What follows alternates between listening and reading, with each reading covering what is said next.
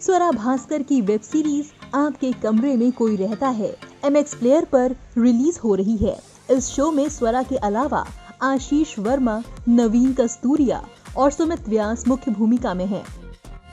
Series की कहानी मुंबई में रहने वाले 4 ऐसे बैचलर लड़कों की है जिन्हें एक रात मकान मालिक घर से निकाल देता है। बड़ी मुश्किल से एक नया रेंटल फ्लैट मिलता जरूर है, लेकिन उस फ्लैट में भूत प्रेत का साया होता है। स्वरा सीरीज में भूत बनकर डराने का काम कर रही हैं। आइए आज आपकी खास मुलाकात करवाते हैं एक्ट्रेस स्वरा भास्कर से, जिन्होंने नवभारत टाइम्स ऑनलाइन से एक्सक्लूसिव बात की है। स्वरा से ही जानते हैं इस वेब सीरीज के बारे में। तो आप बताइए, कभी डर से सामना हुआ है? कभी भी कहीं पर भी तो फिर उसको आपने ज्ञान दिया हो?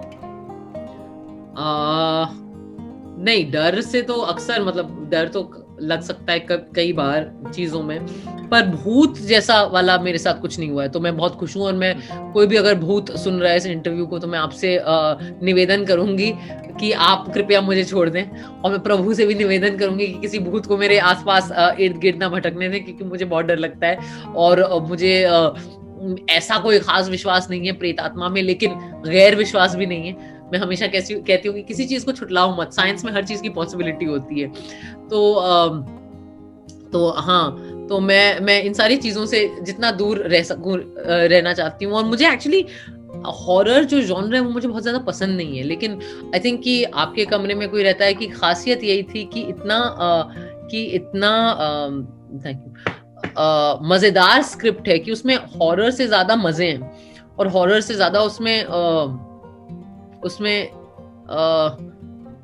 क्या बोलेंगे, उसमें एक क्वर्क है, उसमें एक अजीब चीज है, वो एक रियलिस्टिक हमारी असली दुनिया में भी जो अजीब अजीब चीजें हो सकती हैं वो एक्सप्लोर करता है। तो वो मुझे बड़ा अच्छा लगा। आप बताइए शूटिंग के दौरान के अनुभव, क्योंकि मुझे ऐसा लगता है एक बार और कुछ किया आपने, फिश मछली वाली कुछ। मछली जल की रानी है। मछली जल की रानी है, तो यहाँ पे थोड़ा सा अलग और कुछ करने का मौका मिला होगा। तो मछली जल की रानी है एक्चुअली वो traditional Bollywood horror film type की फिल्म है, जहाँ पे एक कहानी है, एक लड़की है जो जिसमें भूत आ जाता है और फिर क्या क्या होता है। ये वाली उतनी ट्रेडिशनल नहीं है, ये एक्चुअली दोस्ती से शुरू होती है, और इसमें हॉरर के आने के बाद भी वो दोस्ती की कहानी चलती रहती है। वो सबसे खास बात है इसके बारे में। शूट बहुत मजेदार था, और सबसे ज्यादा इसलिए क्योंकि जो भी था इसमें वो सब मेरे दोस्त थे। गौरव जो राइटर डायरेक्टर हैं वो उनको मैं पहले से जानती थी, मेरे दोस्त हैं। सुमित और अमोल के साथ मैंने काम किया है, मेरे बहुत अच्छे दोस्त हैं, मुझे बहुत पसंद हैं। नवीन और आशीष को मैं जानती नहीं थी, लेकिन फिर हमारी मुलाकात हुई, हम दोस्त बन गए। निमिषा और रंजनी जो दूसरी अदाकारा हैं, जो अभिनेत्रियां हैं, उनसे भी सेट पे ही मुलाकात हुई, और हम सब एक दोस्त, एक गैंग बन गए थे। तो हम सब जैसे सारे लोग एक साथ हैंग आउट करते थे, और लंच ब्रेक में हम साथ में खाना खाते थे, और काफी एक जिसे कहते हैं ना, एक मौज का माहौल था सेट पे हमेशा। और उस टाइम मुझे याद है आशीष जो हैं एक्टर, जो हैं जो बहुत बेहतरीन एक्टर हैं, उनको मेरा किनुआ बड़ा पसंद था।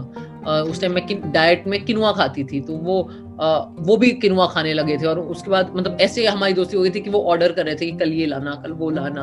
फिर अगर कम आ जाता था किसी दिन तो बहुत नाराज हो जाता था, तो ये सब भी चल रहा था। तो मैंने कहा वाह, ये अलग ही ये अच्छी दोस्ती बनी कि एकदम गले ही पड़ जाओ आके।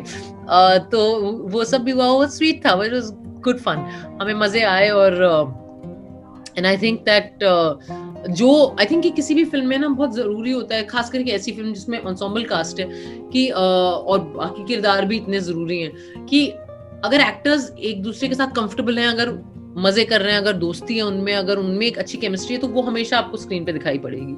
वो आप छुपा नहीं सकते कभी। अच्छी केमिस्ट्री अगर सेट पे है वो केमिस्ट्री, तो वो आपको स्क्रीन पे भी दिखेगी।